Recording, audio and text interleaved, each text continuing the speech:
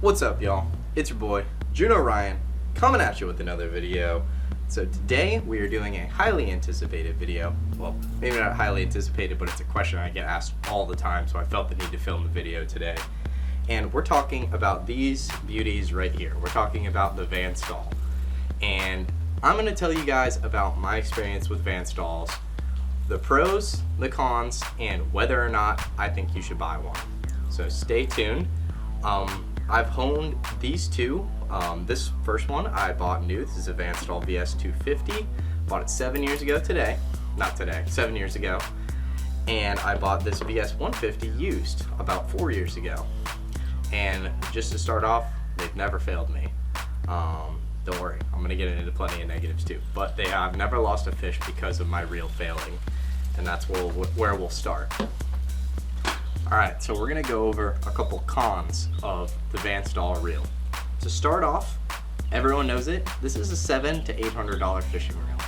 Now, that is a giant price tag. And honestly, if you told my dad when I was 16 and I bought this thing, what this cost, he probably would kick my ass and I wouldn't even be living in his house right now. So, let's keep that between you and me. So it's a $700 reel. Is that worth the money? Well, right now we're just talking about the cons, so.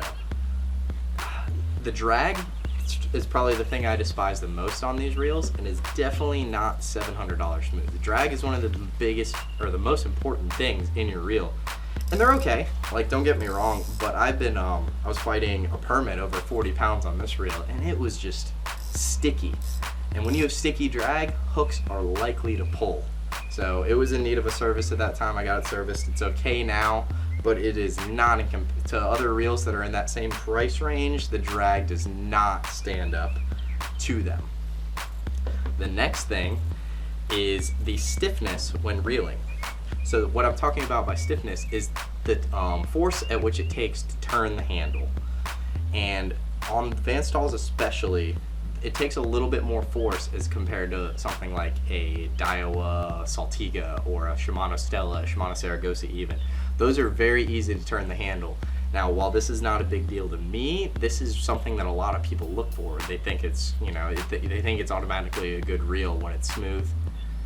That's another topic for another day, but I'll say a lot of people don't like how stiff these feel.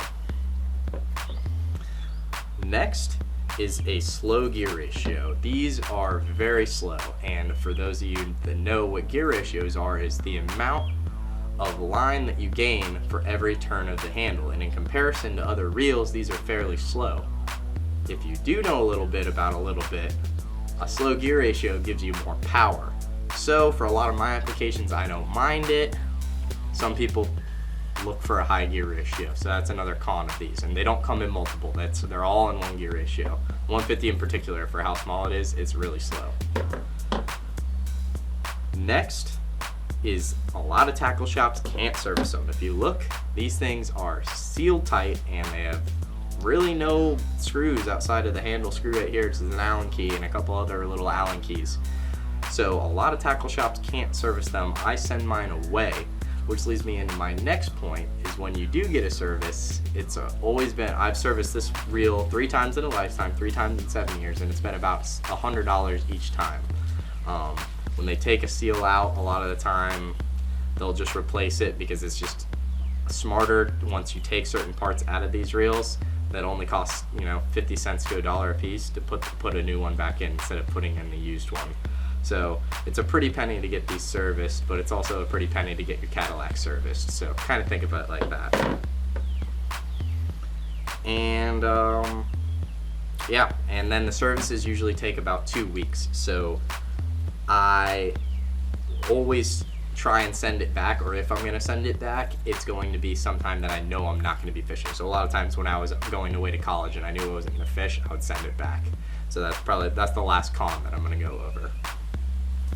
Now we're going to get into some pros. These hand motions are for you guys that complain about them. I'm going to keep doing them. I don't care.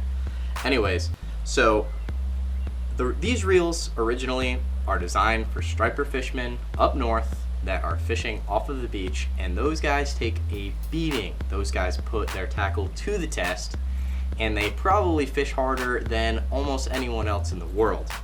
And I'm talking about from the surf, from the beach where there is sand, waves, salt in the air, rocks, and that's exactly what these reels were designed for. Now, they've become popular in Southeast Florida for multiple reasons, but they were designed to take that beating. And they're also designed to be fished underwater. Essentially, this is the most sealed reel you can find. A Shimano Stella, Shimano Saragossa, they're sealed. They can be dunked once in a while, and it's okay as long as you service them every year or two. This reel can literally be fished underwater for hours. There was a story that I read about someone, a striper fisherman, who got taken out by a wave, and he lost his rod and reel. Fast forward 6 months later, and someone recovered his broken rod and his Van Staal. Got it serviced, and that Van Staal is still in use. So these things, it was literally underwater for 6 months, and one service, and it was good to go. So like I said, they are as sealed can be. They are meant to keep salt out from inside of your reel, which is what breaks you down your reel. The next pro is they're very lightweight for the line capacity that they hold. So let me explain.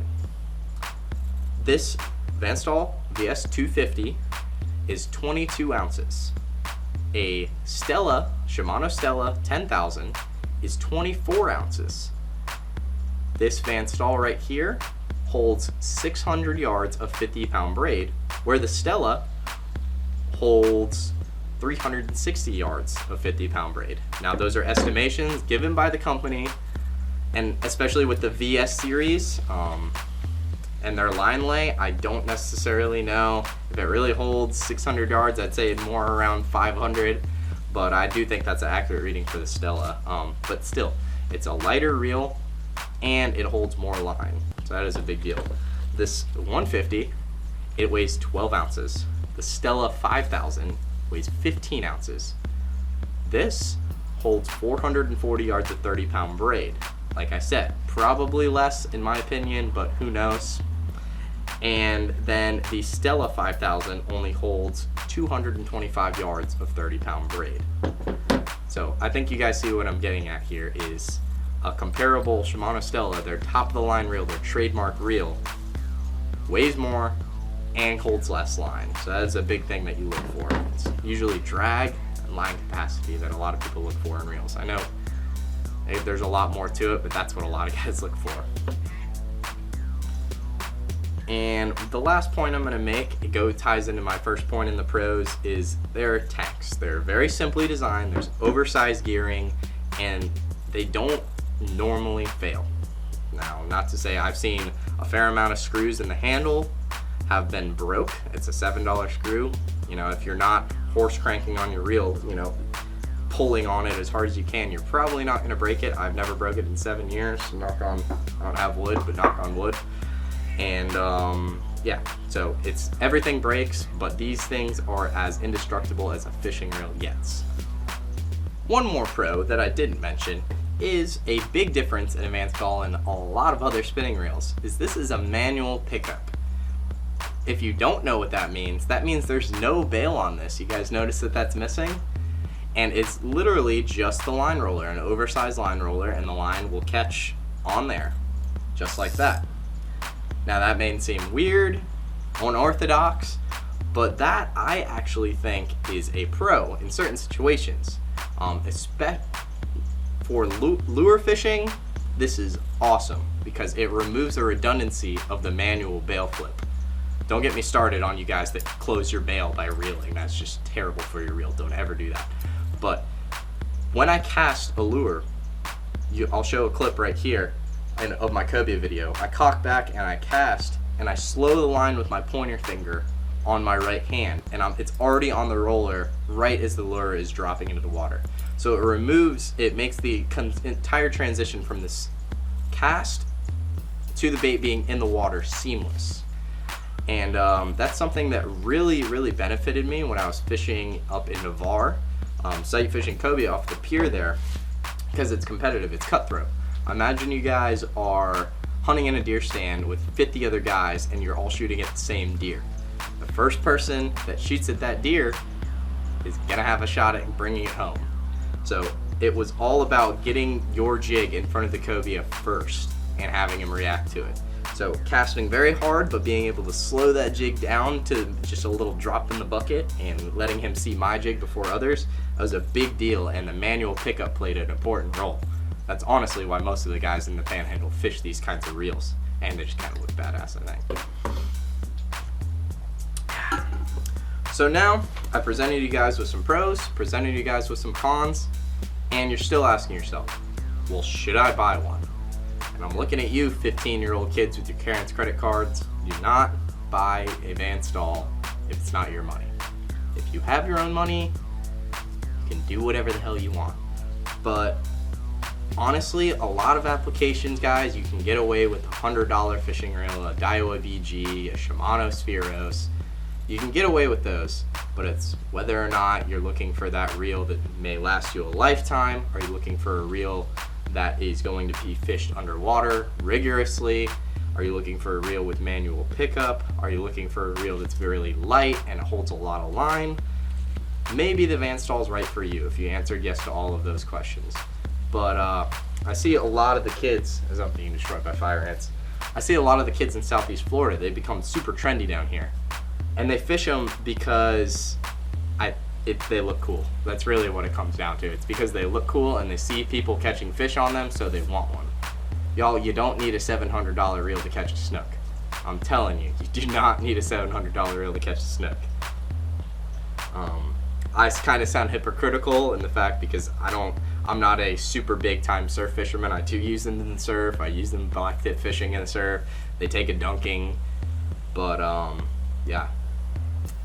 I hope you guys enjoyed this video. That is the end of the video. If you have any questions, if I didn't answer anything, or you have any comments, you think I'm an idiot, leave them in the comment section below. And if you want to find more information on the Van Staal, I will put a link to an Amazon Associates link, and I will put a link to their website in the description below. So thank you all for watching. Have a great day.